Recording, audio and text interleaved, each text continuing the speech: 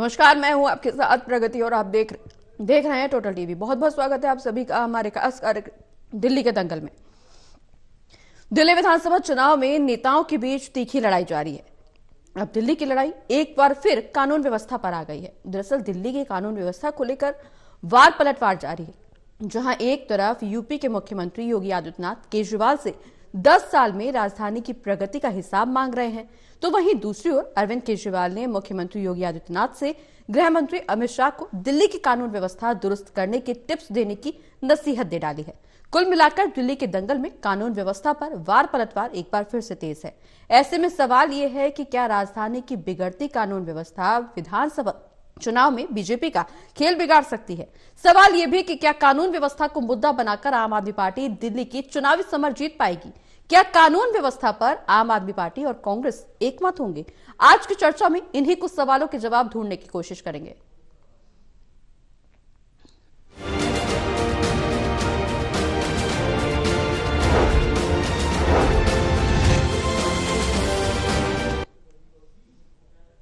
तो दिल्ली के दंगल में बिगड़ती कानून व्यवस्था को लेकर चल रही लड़ाई में फतह किसकी होगी, इसी पर सवाल जवाब होंगे। हमारे साथ कुछ मेहमान भी जुड़ेंगे, उनका परिचय भी आप सभी से करवाएंगे, लेकिन उससे पहले एक रिपोर्ट पर नजर डाल लेते हैं।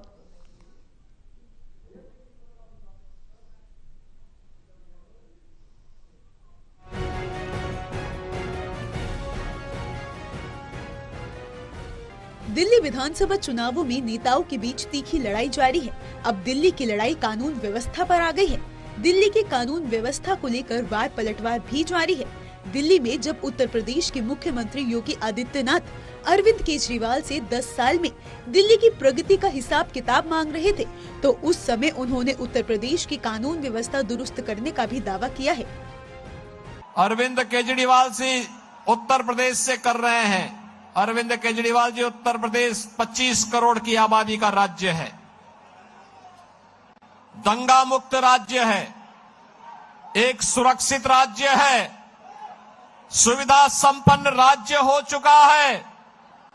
उत्तर प्रदेश का परसेप्शन बदल चुका है। अरविंद केजरीवाल ने मुख्यमंत्री योगी के दावे पर सवाल करते हुए कहा, यूपी में कानून व्यवस्था दुरुस्त हो गई है, तो दिल्ली की कानून व्यवस्था अमित शाह के हाथ में है। केजरीवाल ने बताया कि दिल्ली में 11 गैंगस्टर्स का कब्जा है, व्यापारियों से फिरौती मांगी जा रही है। उन्होंने योगी से कहा, दिल्ली की कानून व्यवस्था सुधारने के लिए योगी जी अमित शाह को समझाएं। कल योगी जी ने एक बहुत अच्छी बात कही, जिसका पूरे दिल्ली के लोग समर्थन करते हैं। उन्होंने मुद्दा उठाया कि दिल्ली में कानून व्यवस्था बिल्कुल चरमरा गई है। मैं उनकी बात से 100% सहमत हूं। दिल्ली के लोग उससे 100% सहमत हैं। दिल्ली के अंदर खुलेआम गैंगस्टर घूम रहे हैं। 11 गैंगस्टर्स, बड़े बड़े गैंगस्टर्स के ग्रुप हैं, जिन्होंने पूरी दिल्ली को बांट लिया है 11 हिस्सों में। तो मैं योगी जी से कहना चाहता हूं कि दिल्ली की कानून व्यवस्था अमित शाह जी के अंडर में सीधे आती है। तो मैं उनसे निवेदन करूंगा कि आप अमित शाह जी को थोड़ा बिठा के समझाइए कैसे कानून व्यवस्था ठीक की जाती है।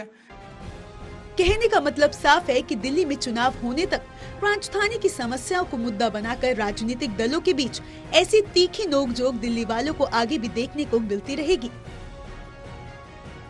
Bureau report, total news.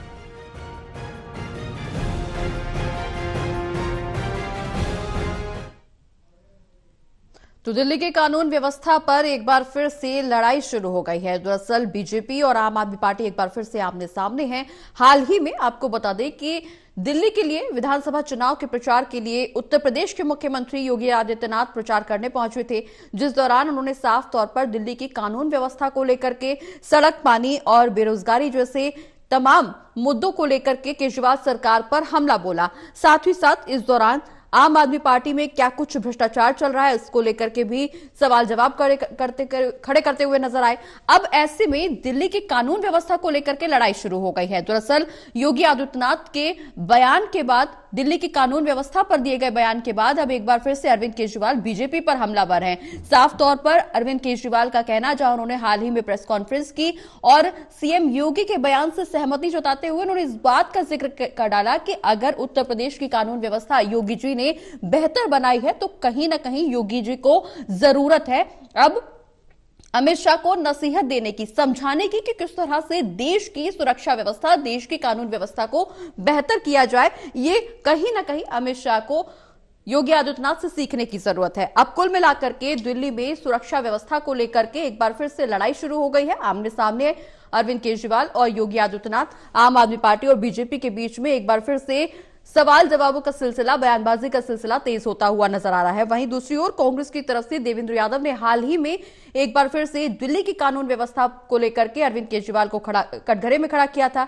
Devendra Yadav का साफ तौर पर कहना था कि दिल्ली की कानून व्यवस्था बिगड़ती जा रही है। आम आदमी पार्टी के तमाम विधायक उगाही के रास्ते से गैंगस्टर से जुड़ रहे हैं। गैंगस्टर्स तमाम आम आदमी पार्टी की शरण में हैं और ऐसे में एक बार फिर से दिल्ली की कानून व्यवस्था को लेकर के सभी बड़े राजनीतिक दलों के बीच में लड़ाई शुरू हो गई है। हालांकि दिल्ली में विधानसभा चुनाव में महज कम समय बचा है, बेहद ही कुछ दिन का समय बचा है और ऐसे में कानून व्यवस्था को लेकर के जो लड़ाई शुरू हुई है वो किस ओर जाएगी, विधानसभा चुनाव को किस ओर मोड़ेगी, क्या रुख देगी, ये एक बड़ा सवाल बना हुआ है। हालांकि सीएम योगी का साफ तौर पर कहना कि यूपी में कानून का राज है और इस दौरान जिस तरह से यूपी की कानून व्यवस्था का उन्होंने जिक्र किया, अब इसी को मुद्दा बनाकर के आम आदमी पार्टी बीजेपी पर, केंद्र सरकार पर हमलावर है। हालांकि दिल्ली बीजेपी का क्या कुछ इसमें जवाब होगा, क्या कुछ प्रतिक्रिया होगी, ये अभी तक सामने नहीं आई है। लेकिन केंद्र की बीजेपी की सरकार किस तरह से दिल्ली के विधानसभा चुनाव में दिल्ली की कानून व्यवस्था को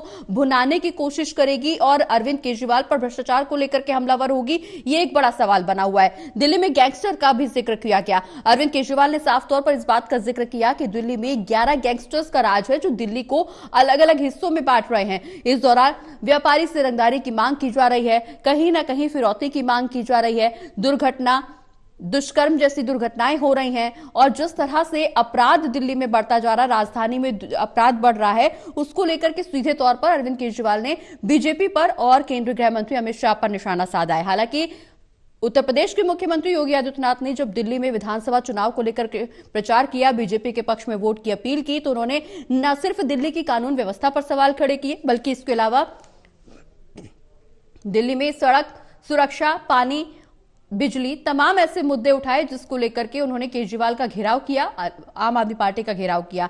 लेकिन अब इसमें सवाल यह हो गया है कि क्या कांग्रेस भी दिल्ली की कानून व्यवस्था पर आम आदमी पार्टी के साथ है, क्या वो भी बीजेपी पर हमलावर है? आज इसी सवाल का जवाब लेने के लिए हमारे साथ कांग्रेस से आदेश भारद्वाज जी जुड़े हुए हैं, उनसे चर्चा करेंगे, उनसे सवाल जवाब करेंगे और जानने की कोशिश करेंगे कि कांग्रेस का रुख क्या है, दिल्ली की कानून व्यवस्था पर कांग्रेस का रुख क्या है।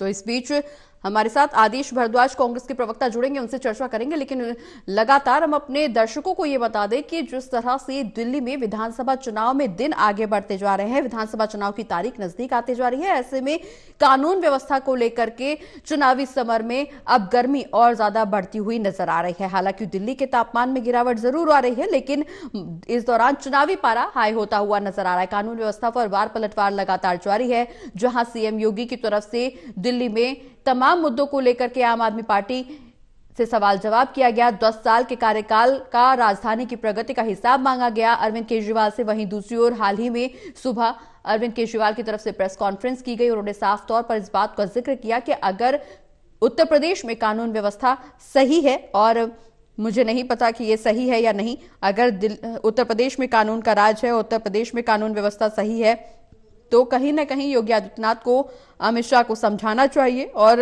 उन्हें बताना चाहिए कि कानून व्यवस्था को कैसे बेहतर किया जाए, क्योंकि दिल्ली की कानून व्यवस्था लगातार बिगड़ती जा रही है और राजधानी गैंगस्टर्स के हाथ में आ गई है। 11 गैंगस्टर्स का उन्होंने जिक्र किया कि दिल्ली 11 गैंगस्टर्स के हाथों में है, जिसके चलते दिल्ली को अलग अलग हिस्सों में गैंगस्टर ने बांट दिया है। लगातार आए दिन व्यापारियों से फिरौती की मांग की जा रही है और जिस तरह से रंगदारी की मांग को लेकर के लगातार खून खराबा हो रहा है और जानलेवा हमले व्यापारियों पर किए जा रहे हैं, उससे कहीं ना कहीं दिल्ली की अस्मिता को ठेस पहुंच रही है। ऐसे में अब जिस तरह से कानून व्यवस्था को लेकर के लड़ाई देखने को मिल रही है, सवाल जवाब देखने को मिल रहे हैं, आरोप प्रत्यारोप देखने को मिल रहे हैं, दिल्ली विधानसभा चुनाव किस ओर पहुंचेंगे ये एक बड़ा सवाल बना हुआ है। इसमें कांग्रेस का क्या कुछ पक्ष होगा ये भी एक बड़ा सवाल है, क्योंकि महज कम समय, बेहद ही कुछ दिन का समय, बेहद कम समय, और ऐसे में दिल्ली की जनता किससे ज्यादा प्रभावित होगी ये भी एक बड़ा सवाल है कि दिल्ली की जनता क्या कुछ ध्यान में रख करके, किन मुद्दों को ध्यान में रख के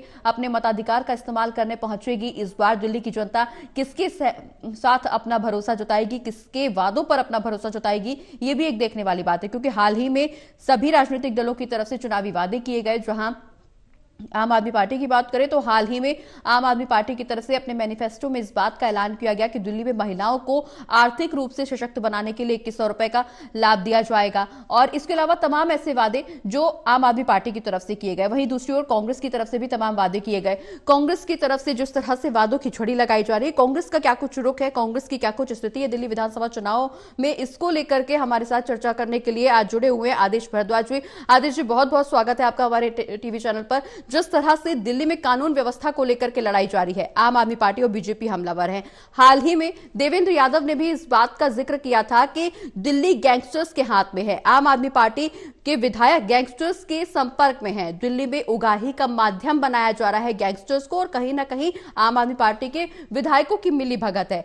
तो क्या एक बार फिर से आम आदमी पार्टी और कांग्रेस एक मत होने जा रहे हैं दिल्ली की कानून व्यवस्था को लेकर के, क्योंकि लगातार कानून व्यवस्था को लेकर के आम आदमी पार्टी की तरफ से भी और कांग्रेस की तरफ से भी आम आदमी पार्टी और बीजेपी दोनों पर ही हमलावर हुआ जा रहा है। प्रगति जी, दिल्ली कानून व्यवस्था से चरमराई जी और सरकार के जू नहीं रहे।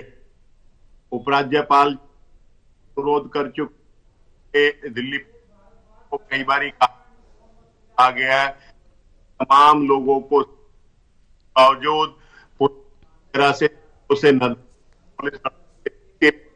और दिल्ली पूरी तरह से जंगल राज हो गया। रोज यहाँ पे कहीं ना गोलियां चलती हैं, फायरिंग होती है, किसी न किसी की मृत्यु होती है। तो ये दिल्ली एक खुशहाल शहर था, कहीं ना कहीं कानून व्यवस्था बहुत अच्छी थी और हमारी दिल्ली पुलिस एक सक्षम पुलिस है।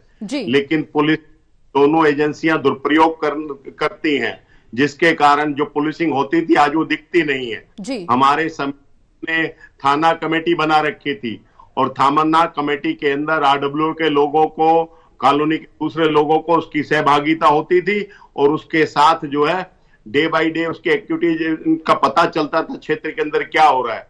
कहीं पे भी कोई क्रिमिनल होता था, कोई होता था, उसका पता चल जाता कहां पे शराब बिक्री है। हमारे बीट ऑफिसर सीनियर सिटीजन ली जाते थे, सीनियर सिटीजन के घर पे एक रजिस्टर रखा होता था और उसमें वो करके आते थे। तो यही हमारी पुलिस बहुत बेहतर काम कर रही थी। अब क्या कारण है, दिखती नहीं जो है। तो ये सिर्फ एक दूसरे पे आरोप प्रत्यारोप की बात नहीं है, ये कुछ ना कुछ कंक्रीट करने की आवश्यकता है। दोनों जो है अपनी जिम्मेवारियों से भागते हैं, वो उसके ऊपर आरोप, वो उसके ऊपर लेकिन आदेश जी, जिस समय शीला दीक्षित की सरकार थी, दिल्ली में कांग्रेस की सरकार थी, उस दौरान भी आम आदमी पार्टी की तरफ से अरविंद केजरीवाल ने कई बार कई मुद्दों को लेकर के शीला दीक्षित के शासन प्रशासन को कटघरे में खड़ा किया, दिल्ली की कानून व्यवस्था को लेकर के कटघरे में खड़ा किया। लेकिन अब जब मौजूदा सरकार आम आदमी पार्टी की है, उस दौरान जो कानून व्यवस्था का जिक्र होता है उसके लिए सीधे तौर पर केंद्र की सरकार को जिम्मेदार ठहराया जाता है। प्रगति जी, ये सच्चाई है कि केंद्र सरकार अमित शाह जी के अंडर दिल्ली पुलिस आती है, लेकिन का मतलब कि बाकी लोगों की जिम्मेदारी पूरी तरह से खत्म हो जाती है। बिल्कुल। तो लोगों को भी जिम्मेवारी, अपनी जिम्मेवारी बाकी जगह निभा रहे हैं। इस शहर जरा सी बारिश होती है, सड़क में पानी भर जाता है, शिक्षा आते हैं, एक ही क्लास के अंदर 1 लाख से ज्यादा बच्चे फेल हो जाते हैं, बच्चों को यूनिफॉर्म नहीं मिल रहा है, स्कूल नहीं मिल रही। 5 साल से दिल्ली में बच्चों को जो है 83% प्रिंसिपल नहीं है, लगभग 34 से 35% टीचरों की शॉर्टेज है और सिर्फ एक किसी लेकिन स्कूल को अपग्रेड। बिल्कुल, लेकिन जिस तरह से आप जिक्र कर रहे हैं कि टीचर्स का शॉर्टेज है, साफ तौर पर आम आदमी पार्टी का दावा यह है कि उन्होंने अपने टीचर्स को बेहतर बनाने के लिए, ट्रेनिंग देने के लिए पेरिस भेजा है, पेरिस की कल्पना कर रहे हैं, फॉरेन में भेज करके टीचर्स की ट्रेनिंग दी जा रही है ताकि दिल्ली की शिक्षा व्यवस्था को बेहतर किया जा सके। तो ये तो अच्छी बात है, यही तो सरकार का काम है, लेकिन वो दिखता क्यों नहीं? वो दिखता क्यों नहीं? वो भ्रष्टाचार के रूप में। हमारे यहाँ बुराड़ी एक स्कूल है, उसके अंदर एक व्यक्ति ने आरटीआई लगाई कि बुराड़ी स्कूल कितने कमरे और कितनी लागत आई।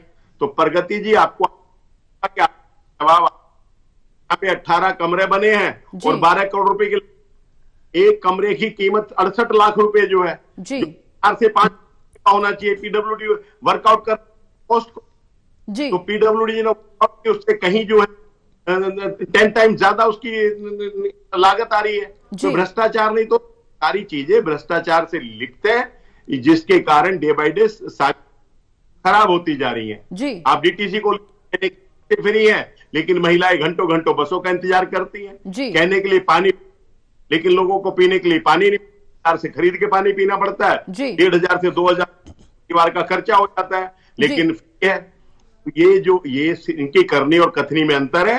इनकी गलत नीति के कारण कहीं ना कहीं लोगों को अपना जीवन व्यापन करना भी मुश्किल हो गया है, जिसके लिए महिलाएं अपने घर का रसोई का खर्चा भी ठीक से नहीं चला पा रही। उसी के लिए हमने प्यार योजना लेके आए, ताकि जो 400 रुपए का गैस का सिलेंडर था, 900 रुपए का कर दिया। कहीं ना कहीं लोगों की बढ़ी है, इसलिए हम लाडली प्यारी दीदी योजना और 2500 रुपए दे, हमने ये तेलंगाना में दिया है, हमने इसको कर्नाटक में दे रहे हैं, हमने इसको झारखंड में हमारी सरकार है। अभी 2 राज्यों का हुए, महाराष्ट्र का और झारखंड का। झारखंड महिलाओं को पहले ये दे रहे थे, उसमें 2 से 2.5 लाख महिलाओं को और इंक्लूड किया है जनवरी के महीने में। आदेश जी, आम आदमी पार्टी के तमाम बड़े नेताओं के ऊपर भ्रष्टाचार का आरोप लगता रहा है। इसको लेकर के बीजेपी भी लगातार हमलावर रही है। बीजेपी की तरफ से लगातार वीरेंद्र सचदेवा को भी हमने देखा, केंद्र की तरफ से भी तमाम ऐसे नेताओं का बयान सामने आया जहां आम आदमी पार्टी को भ्रष्टाचार में शामिल पार्टी बताया गया। हाल ही में देवेंद्र यादव की तरफ से भी एक बयान दिया गया था, उन्होंने साफ तौर पर इस बात का जिक्र किया कि केजरीवाल और सिसोदिया भ्रष्टाचार के आरोपी हैं, भ्रष्टाचारी हैं। तो कहीं ना कहीं भ्रष्टाचार के मुद्दे पर क्या बीजेपी और कांग्रेस का एक ही मत है आम आदमी पार्टी के लिए?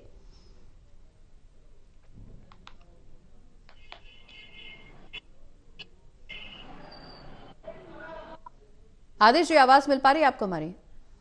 जी बताएं। नहीं जी आदेश जी, भ्रष्टाचार को लेकर के बीजेपी लगातार केजरीवाल पर हमलावर रही है, न सिर्फ केजरीवाल पर बल्कि आम आदमी पार्टी के तमाम बड़े नेताओं के ऊपर भी हमलावर रही है। हाल ही में देवेंद्र यादव ने भी इस बात का जिक्र किया कि केजरीवाल और मनीष सिसोदिया भ्रष्टाचार के आरोपी हैं, भ्रष्टाचारी हैं।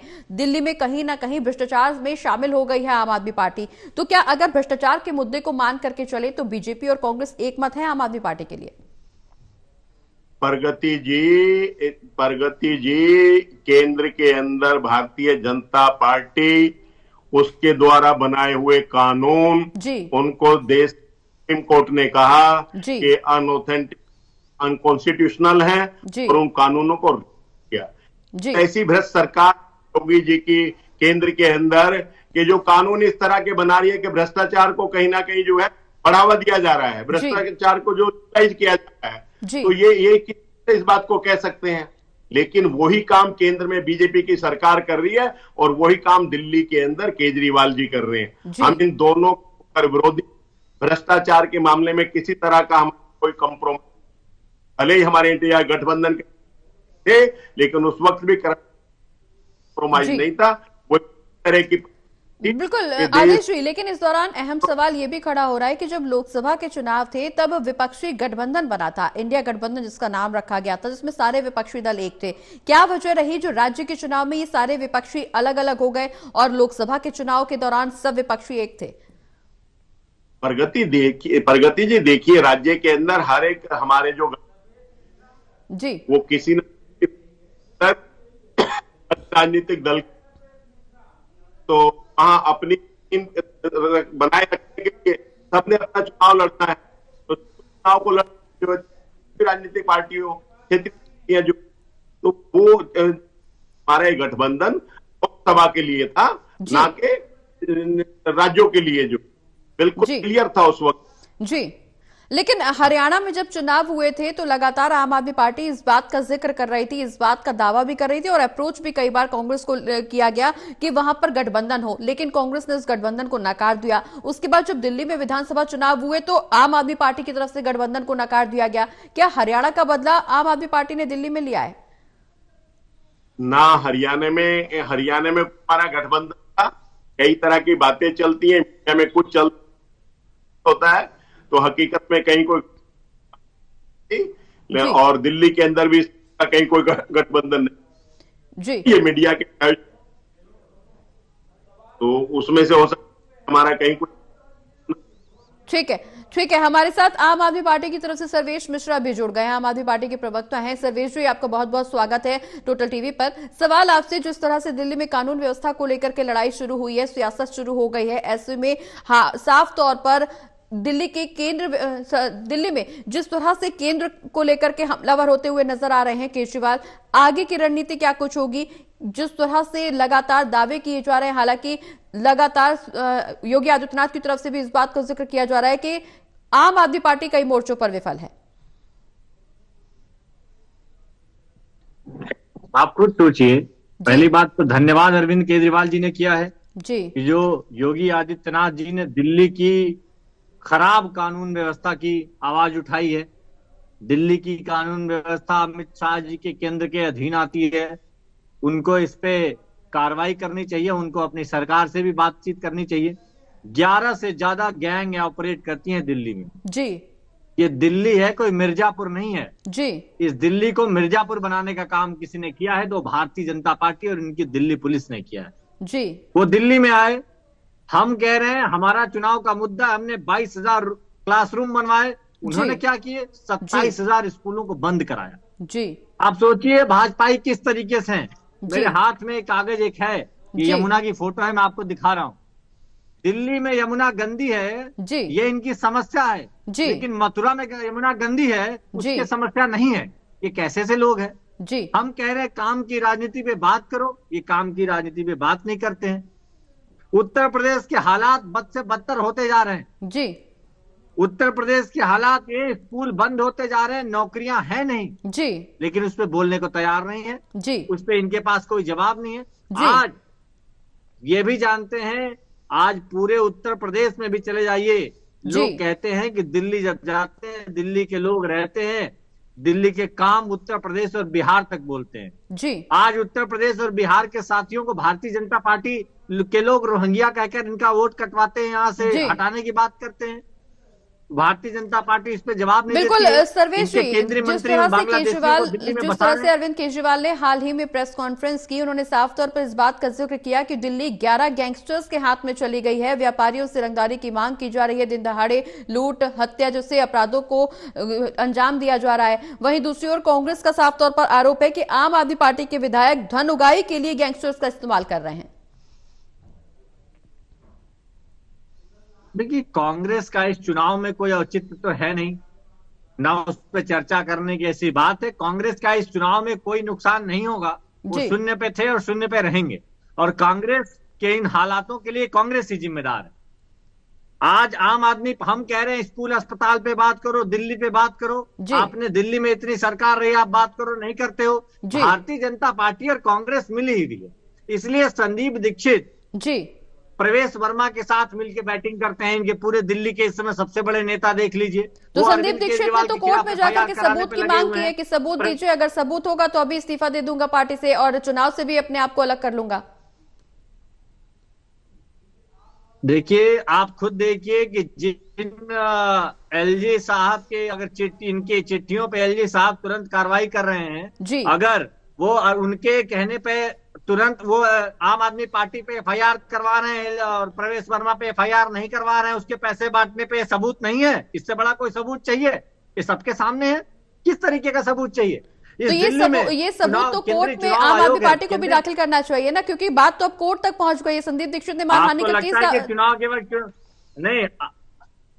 नहीं, आपने क्या लोकतंत्र में पार्टियां आवाज नहीं उठाएंगी? क्या दिल्ली के आप इतनी वरिष्ठ पत्रकार है, आप नहीं जानती है चुनाव को किस तरीके से प्रभावित करने के काम करते हैं शासन और सत्ता के दम पे? आज भारतीय जनता टीवी कैमरे पे साड़ी बांटते हुए, पैसा बांटते हुए, कंबल बांटते हुए पकड़ा गया इनका नेता जी। क्या उसके लिए सबूत की जरूरत है? उसके खिलाफ एफआईआर कराने संदीप दीक्षित नहीं जाते हैं जी। संदीप दीक्षित को दिक्कत है अरविंद केजरीवाल से। अरविंद केजरीवाल को दिल्ली की जनता ने चुना है, तो क्या आपको दिल्ली की जनता आदेश जी, साफ तौर पर आम आदमी पार्टी का कहना कि मिली भगत है प्रवेश मिश्रा के साथ संदीप दीक्षित की। प्रगति भी कह सकते हैं, करनी और कथनी में अंतर है। लोग इसको पहचान। हमारे कोलीग साथी ने कहा कि हेल्थ के अंदर जो काम किया, मैं बड़े अदब के साथ आपको बताना चाहता हूं। परवेश वर्मा का जिक्र कर रहे हैं यहाँ पर सर्वेश मिश्रा जी, जिस तरह से उनका साफ तौर पर कहना है कि परवेश वर्मा के साथ मिलकर के चुनाव लड़ रहे हैं। कांग्रेस का कोई औचित्य नहीं है, कांग्रेस की कोई स्थिति नहीं है, शून्य पर पहले भी थी, शून्य पर आज भी है। प्रगति जी, वहां पे संदीप दीक्षित जी चुनाव जीत रहे हैं, केजरीवाल जी और परवेश वर्मा दोनों हार रहे हैं। जी मैं आपको देना चाहता हूं। और संदीप दीक्षित जी एक एक व्यक्ति से मिल रहे हैं, किस तरह से लोगों का समर्थन उनके साथ है, वो किसी से छुपा हुआ नहीं है। परवेश वर्मा किस तरह से नोट बांटते हुए पकड़े गए, किस तरह से साड़ियां बांट रहे हैं, जूते, ये सब चीजें, तो ये तमाम चीजें देखने की है। वो हारने जा रहे हैं, इसलिए कहीं ना कहीं हार का डर है उनके अंदर। और वही डर केजरीवाल जी के अंदर है कि केजरीवाल जी के 2 बड़े मंत्रियों को अपनी सीट बदलनी पड़ती है और लगभग 30% ज्यादा विधायक काटने पड़ते हैं। तो इससे सहज अंदाजा जा सकता है कि किस तरह का डर केजरीवाल जी के अंदर। अगर काम किए होते तो ना तो किसी को सीट बदलने की आवश्यकता थी और ना किसी के टिकट काटने की आवश्यकता थी। जी जी। सर्वेश जी, डर का जिक्र किया जा रहा है। कांग्रेस का कहना है कि डर की वजह से बौखलाहट, शायद इसी वजह से ये सब बयानबाजी हो रही है। प्रगति जी, देखिए हम तो मुद्दे की बात करते हैं और ना कांग्रेस के पास मुद्दा है ना बीजेपी के पास मुद्दा है। एक भी पूर्व मुख्यमंत्री के बेटे संदीप दीक्षित, एक पूर्व मुख्यमंत्री के बेटे प्रवेश वर्मा, और उनके सामने खड़ा है दिल्ली का एक आम आदमी अरविंद केजरीवाल। इनके पास पूर्व मुख्यमंत्री के बेटे होने, पूर्व सांसद होने और परिवारवाद के तहत सीटें प्राप्त करने के अलावा कोई मामला मुद्दा है नहीं। और उसकी ये लोग भ्रष्टाचार की कमाइयों से दिल्ली में चुनाव लड़ रहे हैं। वो प्रवेश वर्मा जिसका पिछली बार 3 करोड़ की संपत्ति थी, अब 100 करोड़ पे हो गई है। आप समझ रहे हैं कितने 2000 गुना जिसकी संपत्ति बढ़ती है, और वो व्यक्ति आज कह रहा है वो भ्रष्टाचार की। बिल्कुल, आम आदमी पार्टी के आम आदमी अरविंद केजरीवाल बड़ी बड़ी गाड़ियों में चल रहे हैं, बड़े बड़े महलों में रह रहे हैं और सुरक्षा व्यवस्था हटाए जाने को लेकर के लगातार सरकार पर हमलावर होते हुए नजर आ रहे हैं। लेकिन अब देखना यह होगा कि आम आदमी का आम जनता कितना साथ देती है। बहुत बहुत शुक्रिया आप दोनों मेहमानों का हमारे साथ चर्चा में शामिल होने के लिए। तो दिल्ली के दंगल में फिलहाल इतना।